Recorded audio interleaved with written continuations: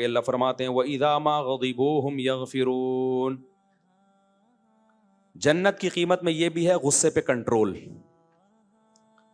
جو جنتی ہے نا وہ اگر جنت میں جانا چاہتے ہیں تو اللہ کہتے ہیں جنت کی قیمت کیا ہے؟ غصہ آئے تو کنٹرول کرنا ہے کہ کس پہ جاری کرنا ہے اور کس پہ جاری نہیں کرنا.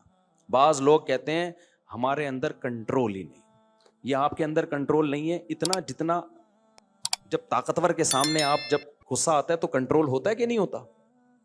میں نے دیکھا ہے جو کہتے ہیں نا ہمارے ایک دو جاننے والے تھے تو ان کو بہت غصہ آتا تھا بہت زیادہ. باپ کے سامنے چیختے, ماں کے سامنے چیختے, بیوی کے سامنے چیختے, دنیا میں ہر ایک کے سامنے, ہمارے سامنے بھی چیختے. جب غصہ آتا نا وہ ایک دم شٹنگ آؤٹ. اب کسی کو پتہ نہیں چلے گا کس کی بات بہت پرانا. ایک دم ہوٹل میں گئے تو کھانا تھوڑا سا اونچ نیچ تھا, وہ ویٹر کے سامنے چیخنا شروع کر دیا, ہوٹل کے اونر کے سامنے چیخنا, وہ تو نے یہ کیا بنایا. ہم نے سمجھایا, میں نے کہا بھائی اتنا بھی برا نہیں بنایا. خیر ان کی جاب لگ گئی کسی کمپنی میں, ملٹی نیشنل کمپنی میں نا, اچھی پوسٹ پہ چلے گا, ٹھیک ٹھاک تنخواہ. وہاں ایک دن مینیجر تھے وہ, تو غصہ آیا, امپلائی پہ چیخ لیے.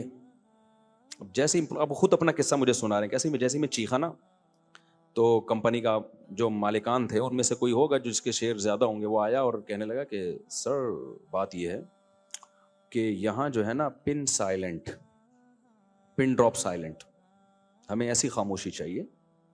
یہ پہلی اور آخری دفعہ آپ چیخیں, یہ کمپنی ہے, یہاں کا ایک وقار ہے, آپ کو ملازم کو کچھ کہنا ہے تمیز سے, چیخنے چلانے کی یہاں انہی کی پوری بات, یہاں چیخنے کی اجازت نہیں. پن ڈراپ سائلنٹ, ورنہ آپ کو ہم فوری طور پر کمپنی سے چلتا کر دیں. وہ دن اور اس کے بعد کئی سال گزر گئے, وہ کہتے تھے میں کبھی بھی چیخا نہیں. ظاہر ہے لاکھوں روپے کی تنخواہ دی جا رہی تھی. تو مجھے اس سے بڑی عبرت ہوئی. میں نے کہا دیکھو اللہ میاں کہتے ہیں باپ کے سامنے مت چیخو, ہم کہتے ہیں اللہ نے بڑا مشکل حکم دے دیا. اللہ میاں کہتے ہیں ماں کے سامنے مت چیخو, ہم کہتے ہیں بڑا مشکل ہے. لیکن سب چیخ رہے ہوتے ہیں. فوج میں نہیں دیکھا ہوگا کوئی فوجی اپنے آفیسر کے سامنے چیخا ہو, پولیس میں نہیں دیکھا ہوگا کوئی پولیس والا اپنے آفیسر کے سامنے, اور اگر چیختا ہے تو پھر سزا بھی ملتی ہے ٹائٹ والی, اس کو ایسے معاف نہیں کر دیا جاتا کہ ایکچولی تم کچھ بلڈ پریشر کے مریض ہو تو کوئی بات نہیں, پہلے بی پی لو کرو پھر آنا ہمارے پاس.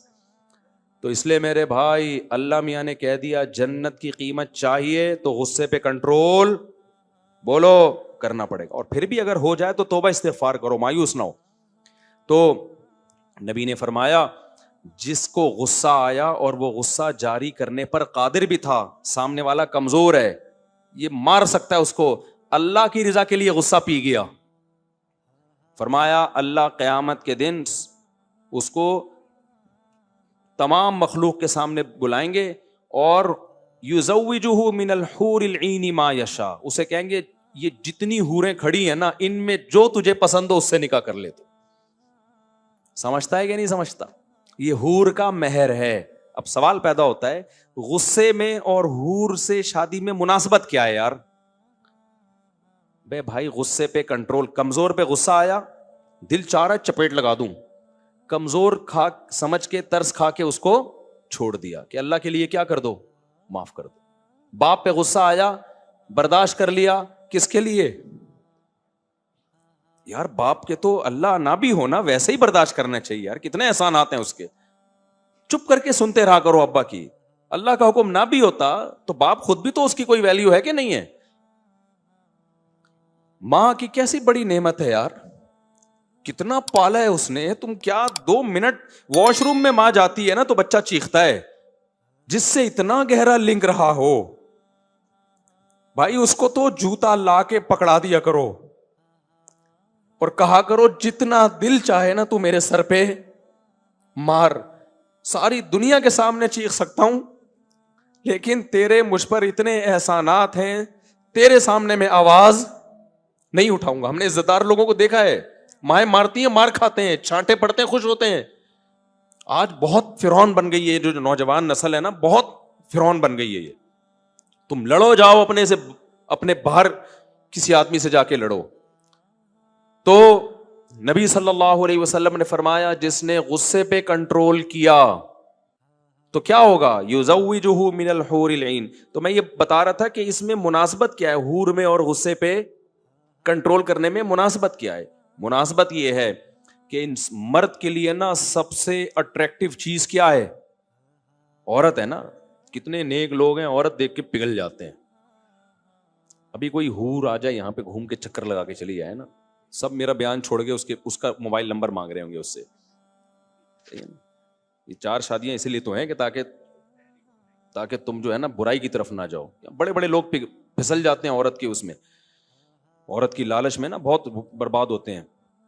تو مرد کے لیے سب سے اٹریکٹیو چیز کیا ہے؟ عورت. اور سب سے کڑوی چیز کیا ہے؟ غصے کو پینا. سمجھ رہے ہو؟ غصہ پینا آسان کام جب آ رہا ہوتا ہے نا، آدمی کہتا ہے بس میں جاری کروں غصہ. اس غصے کو پینا ایسے جیسے کریلے کا جوس پی رہے ہو آپ. تو اللہ کہتے ہیں جتنا کڑوا گھونٹ تو نے پیا ہے نا، تو تجھے اتنا ہی وہ چیز دوں گا جس کو تو اپنے لیے سب سے زیادہ میٹھا سمجھتا ہے. اب سیکولر لبرل لوگ تو مذاق اڑاتے ہیں، دیکھو یہ حوروں کی لالچ دے کے قرآن یہ کرتا ہے، قرآن وہ کرتا ہے. حالانکہ سب سے زیادہ ٹھرکی کون ہوتے ہیں دنیا میں؟ یہ سیکولر لوگ ہوتے ہیں.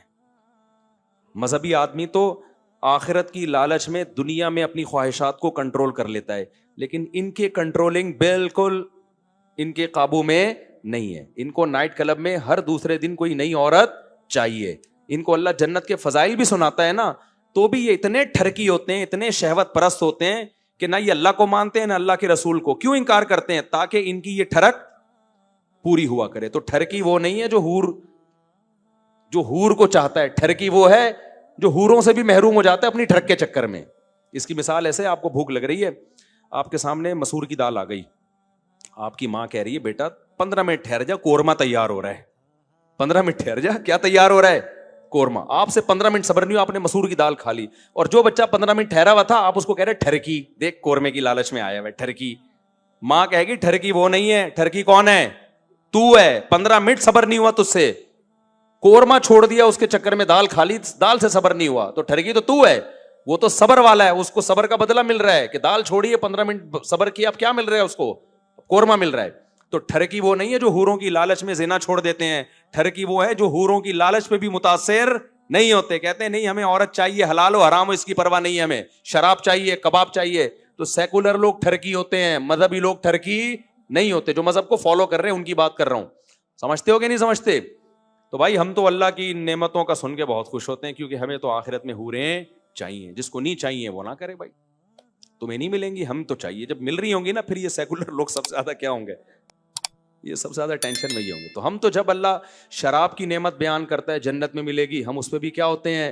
خوش. جب اللہ دودھ کی نہروں کا تذکرہ کرتا ہے ہم اس پہ بھی کیا ہوتے ہیں؟ خوش، کیونکہ ہمیں تو تازہ دودھ پسند ہے. اللہ کہتے ہیں انگور انار کے باغات ہوں گے، ہم اس پہ بھی کیا ہوتے ہیں؟ خوش، کیونکہ ہم فنٹر بننے کی کوشش نہیں کرتے. اللہ ہمیں تو انار بھی اچھے لگتے ہیں، ہمیں تو انگور بھی اچھے لگتے ہیں. ساری نعمتیں جب اللہ بیان کرتا ہے بھائی ہم تو محتاج ہیں، ہم تو فنٹر گیری میں نہیں آتے.